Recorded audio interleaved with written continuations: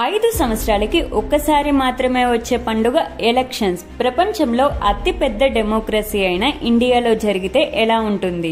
64 కోట్ల మంది ఓటర్లు. ఈ సంఖ్య యూరోపియన్ యూనియన్ పాపులేషన్ కంటే 2.5 టైమ్స్ ఎక్కువ. 31 కోట్ల మంది మహిళా ఓటర్లు. 1.5 crore polling and security personals. అతి దారుణమైన హీట్ వేవ్ లో కూడా ఇండియా 65% ఓటర్ టర్నౌట్ ని నమోదు చేసుకుంది. ఇక ఆంధ్రప్రదేశ్ ఓటర్ టర్నౌట్ 81%. ప్రస్తుతం ఇండియాలో జరిగిన 18th లోక్సభ ఎలక్షన్స్ ప్రపంచంలో ఒక కొత్త రికార్డ్ ని సృష్టించాయనే చెప్పాలి. ఈ వీడియోలో ఎలక్షన్స్ గురించి, ప్రస్తుత ఎలక్షన్స్ ఇండియాపై ఏ విధంగా ప్రభావం చూపుతాయన్న విషయాల గురించి పూర్తిగా తెలుసుకుందాం రండి. హలో ఫ్రెండ్స్, ప్రపంచంలోనే అతి పెద్ద డెమోక్రసీగా పిలువబడే ఇండియాకి ఎలక్షన్స్ కొత్త కాన్సెప్ట్ ఏమీ కాదు. 2000 సంవత్సరాల క్రితమే సంగం ఏజ్ లో కుడ ఒలై అనే ఒక సిస్టమ్ ఉండేది. దీని కింద ప్రజలు వాళ్ళ నాయకుడిని ఎన్నుకునేవారు. ఆ తర్వాత బ్రిటిష్ పీరియడ్ లో Indian council act of 1892 first time ఇండియాలో ఎలక్షన్ ప్రొవిజన్ ను తీసుకుని వచ్చింది. ఇండిపెండెంట్ ఇండియాలో ఫస్ట్ టైం 1952లో 489 లోక్సభ స్థానాలకు ఎలక్షన్స్ జరిగాయి. జవహర్లాల్ నెహ్రూ గారు ప్రైమ్ మినిస్టర్ గా ఎన్నుకోబడ్డారు. ఇక మన ఇండియన్ కాన్స్టిట్యూషన్ ఆర్టికల్ 324 కింద మన దేశంలో ఎలక్షన్స్ జరిపే బాధ్యతను ఎలక్షన్ కమిషన్ కు మాత్రమే అప్పగించింది. ఎలక్షన్ కమిషన్ ఒక మల్టీ మెంబర్ బాడీ. ఇందులో ప్రస్తుతం ఒక chief election commissioner, 2 election commissioners ఉన్నారు. ప్రస్తుత chief election commissioner Rajiv Kumar. మన రాజ్యాంగం ఇండియాను సింగిల్ మెంబర్ టెరిటోరియల్ కాన్స్టిట్యుయెన్సీస్ గా విభజించింది. ప్రతి కాన్స్టిట్యుయెన్సీలో ఒక ఎలక్టోరల్ రోడ్ పార్లమెంటరీ సీట్ కు, అసెంబ్లీ సీట్ కు ఉంటుంది. అలాగే మన రాజ్యాంగం ఆర్టికల్ 326 కింద ప్రతి భారత పౌరుడికి రైట్ టు ఓట్ అంటే ఓటు వేసే హక్కును కల్పిస్తుంది. కానీ దీనికి 18 years ఏజ్ లిమిట్ ఉంది. భారత రాజ్యాంగం మనకిచ్చిన ఓటు హక్కు కంపల్సరీ కాదు, వాలంటరీ మాత్రమే. అంటే మనకిష్టం ఉంటేనే ఓటు వేయొచ్చు, లేకపోతే లేదు. కానీ ఆస్ట్రేలియా, బ్రెజిల్, అర్జెంటీనా లాంటి దేశాల్లో ఓటు వేయడం మ్యాండేటరీ. వేయకపోతే ఫైన్ ఉంటుంది. అందువల్ల ఇటువంటి దేశాల్లో ఓటర్ టర్నౌట్ మోర్ దాన్ 90% ఉంటుంది. సో ఇండియాలో కూడా ఓటు వేయడాన్ని మ్యాండేటరీ చేయాలన్న ప్రపోజల్స్ ఉన్నాయి. కానీ ఇండియాలో ఇది ఎంతవరకు కరెక్ట్ అనేది మీరే కామెంట్ చేయండి. ఇక ప్రస్తుతం జరిగిన 18th లోక్సభ ఎలక్షన్స్ విషయానికి వస్తే మనీ, మజిల్ పవర్ తో పాటు సోషల్ మీడియా కూడా ఒక పెద్ద రోల్ ప్లే చేసిందనే చెప్పాలి. ఈ ఎలక్షన్స్ లో 10,000 కోట్ల రూపాయలు చేతులు మారుతూ పోలీసుల పట్టుబడ్డాయి. ఇది పోయిన ఎలక్షన్స్ లో సీజ్ చేసిన దానికంటే 3 రెట్లు ఎక్కువ. ఈ లెక్కన ఈ ఎలక్షన్స్ లో ఎంత బ్లాక్ మనీ ఖర్చయిందో అర్థం చేసుకోవచ్చు. ఎగ్జిట్ పోల్ అంచనాలను తలకిందులు చేసే విధంగా ఎన్డీఏ ఇండియా అలయన్స్ మధ్య గట్టి పోటీ సాగుతుంది.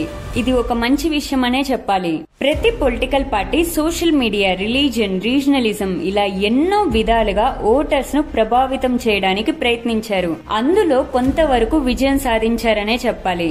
అయినప్పటికీ ఇప్పుడు మనం చూస్తున్న రిజల్ట్స్ ఇండియా డైవర్సిటీని ప్రతిబింబిస్తుంది. సెంటర్ లో 543 లోక్సభ స్థానాలకు మెజారిటీ, 272 స్థానాలు ఏ పార్టీ అయితే గెలుస్తుందో ఆ పార్టీ ప్రభుత్వాన్ని ఏర్పరుస్తుంది. పర్టికులర్ గా 272 సీట్స్ అని ఎందుకు చెప్తున్నారని అనుకుంటున్నారా? 543లో సగం ప్లస్ 1 అంటే మెజారిటీ తీసుకుంటున్నాం. 2014-19 లో బీజేపీ ఈ నెంబర్ ను తనంతట తానే ఈజీగా పాస్ చేసింది. కానీ ఇప్పుడు పరిస్థితి అలా లేదు. ఏదైనా అలయన్స్ మెజారిటీ సాధించినా కానీ ఆ కోయలేషన్ స్థిరంగా ఉంటుందని చెప్పలేం. అలాగే ప్రైమ్ మినిస్టర్ ఒక వ్యక్తి మాత్రమే అవుతారని చెప్పలేం. ఏదేమైనప్పటికీ జూన్ 16వ తేదీ అంటే ప్రస్తుతం ఉన్న లోక్సభ కాల పరిమితి అయిపోయేలోగా కొత్త లోక్సభని ఏర్పరచాలి. ఈ ఎలక్షన్స్ ఆంధ్రప్రదేశ్ కు స్పెషల్ అనే చెప్పాలి. దీనికి పాలిటిక్స్ కి సంబంధం లేదు. పవర్ చేంజ్ అయినప్పటికీ ఆంధ్రప్రదేశ్ ఇంకా డెవలపింగ్ స్టేట్ లోనే ఉంది. కాబట్టి నెక్స్ట్ 10 years మనకి క్రూషియల్. ప్రస్తుతం ఆంధ్రప్రదేశ్ జనాభా సుమారుగా 9 కోట్లు. అందులో 2 కోట్ల కంటే పైగా యూత్, 15 నుండి 29 సంవత్సరాల మధ్య వయసు వారు ఉన్నారు. ఏరియా వైజ్ ఆంధ్రప్రదేశ్ ఇండియాలో 8వ అతిపెద్ద రాష్ట్రం. అంతేకాకుండా ఆంధ్రప్రదేశ్ కు 975 కిలోమీటర్ల కోస్ట్ లైన్ ఉంది. మన రాష్ట్రానికి డెవలప్మెంట్ పరంగా ఎంతో పొటెన్షియల్ ఉంది, కానీ మనం దాన్ని ఉపయోగించట్లేదు. ఆంధ్రప్రదేశ్ కు ఉన్న కోస్ట్ లైన్ ద్వారా ఎక్స్పోర్ట్స్ అండ్ ఇంపోర్ట్స్ అంటే ఎగుమతులను దిగుమతులను పెంచవచ్చు. పోర్ట్ ఇన్ఫ్రాస్ట్రక్చర్ ఇంప్రూవ్ చేయవచ్చు. దీని వల్ల ఆ చుట్టుపక్కల ప్రదేశాల్లో మ్యానుఫ్యాక్చరింగ్ ప్రాసెసింగ్ యూనిట్స్ పెరుగుతాయి. దీని వల్ల జాబ్ క్రియేషన్ జరుగుతుంది. అలాగే మన రాష్ట్రంలో ఉన్న కృష్ణా, గోదావరి, పెన్నా లాంటి రివర్ సిస్టమ్స్ ద్వారా agriculture, horticulture, animal husbandry, fisheries ని మరింత ఇంప్రూవ్ చేయవచ్చు. ప్రస్తుతం అగ్రికల్చర్ మన స్టేట్ జీడీపీలో 39% కాంట్రిబ్యూట్ చేస్తుంది. అగ్రికల్చర్ లో రీసెర్చ్ అండ్ టెక్నాలజికల్ అడ్వాన్స్మెంట్ ద్వారా ఈ కాంట్రిబ్యూషన్ ని మరింత పెంచవచ్చు. ముఖ్యంగా ఆంధ్రప్రదేశ్ ట్రెడిషనల్ ఫుడ్ ప్రాసెసింగ్ లో దేశంలోనే ఫేమస్. ఫుడ్ ప్రాసెసింగ్ లో మరింత అడ్వాన్స్మెంట్స్ తీసుకురావడం వల్ల ఫుడ్ వేస్టేజ్ ను తగ్గించవచ్చు. ఇక మన స్టేట్ జీడీపీలో 21% మ్యానుఫ్యాక్చరింగ్ నుండి వస్తుంది. కానీ మ్యానుఫ్యాక్చరింగ్ లో మన స్టేట్ పొటెన్షియల్ ఎన్నో రెట్లు ఎక్కువ. For example Tamil Nadu cluster development model ద్వారా మ్యానుఫ్యాక్చరింగ్ లో ఎంతో ముందుంది. Chennai IT, Tiruvallur automobiles, Salem steel, Erode power looms, Tiruppur garments, Sivakasi fire work, ఇలా ఒక్కో ప్రదేశంలో ఒక్కో ఇండస్ట్రియల్ క్లస్టర్ ఏర్పరచడం వల్ల డెవలప్మెంట్ బాగా జరుగుతుంది. ఇక ఆంధ్రప్రదేశ్ జీడీపీలో 40% సర్వీస్ సెక్టార్ నుండి వస్తుంది. అదే తెలంగాణ జీడీపీలో సర్వీస్ సెక్టర్ కాంట్రిబ్యూషన్ 62%. దీనికి ముఖ్య కారణం ఐటీ డెవలప్మెంట్. అలాగే రాజధాని క్యాపిటల్. తెలంగాణ ఇన్కమ్ లో 1/3 వంతు కంటే ఎక్కువ హైదరాబాద్ నుండి మాత్రమే వస్తుంది. మీరే ఆలోచించండి, ఒక వ్యక్తికి ఫేస్ లేకుంటే ఐడెంటిటీ ఉంటుందా? ఒక రాష్ట్రానికి రాజధాని ఫేస్ లాగా. ఈ రాజధాని ఆ రాష్ట్రానికి లాంగ్ టర్మ్ లో ఐడెంటిటీ క్రియేట్ చేస్తుంది. మన రాష్ట్రానికి ఇప్పటి వరకు రాజధాని ఏర్పరచుకోలేకపోవడం మనకి అతి పెద్ద backlog. Vijayawada, Visakhapatnam IT development కు ఎంతో పొటెన్షియల్ ఉన్న సిటీస్. నా ఉద్దేశంలో ఆంధ్రప్రదేశ్ లో ఎక్కువగా నెగ్లెక్ట్ చేసింది టూరిజం. మన పక్కనే ఉన్న కర్ణాటక స్టేట్ జీడీపీలో 14% టూరిజం నుండే వస్తుంది. దీనికి కారణం వాళ్ళ tourism promotion. One state many world's అనే క్యాంపెయిన్ తో వాళ్ళు టూరిజం ని ఎంతో ప్రమోట్ చేస్తున్నారు.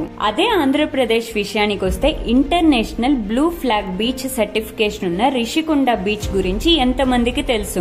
మన రాష్ట్రంలో ఉన్న అరకు వ్యాలీకి ఎంతమంది వెళ్లారు? కానీ ఎంతమంది కేరళ, తమిళనాడులో ఉన్న హిల్లీ రీజియన్స్ కు వెళ్లారు? Borra caves, Lepakshi temple, on sea infrastructure, ఇలా ఆంధ్రప్రదేశ్ లో టూరిజం కు ఎంతో స్కోప్ ఉంది. అంతేకాకుండా ప్రెసెంట్ అండ్ ఫ్యూచరిస్టిక్ టెక్నాలజీస్ అయిన automobiles, semiconductors, solar cells, artificial intelligence పై కాన్సన్ట్రేట్ చేయాలి. నెక్స్ట్ 5 years లో ఆంధ్రప్రదేశ్ నిజమైన అభివృద్ధి బాటలో అడుగులు వేయాలని ఆశిద్దాం. మీకు ఆంధ్రప్రదేశ్ లో ఇష్టమైన టూరిస్ట్ స్పాట్స్ గురించి, మీరు ఆంధ్రప్రదేశ్ లో ఏది డెవలప్ చేస్తే బాగుంటుందనుకుంటున్నారో దాని గురించి కామెంట్ చేయండి.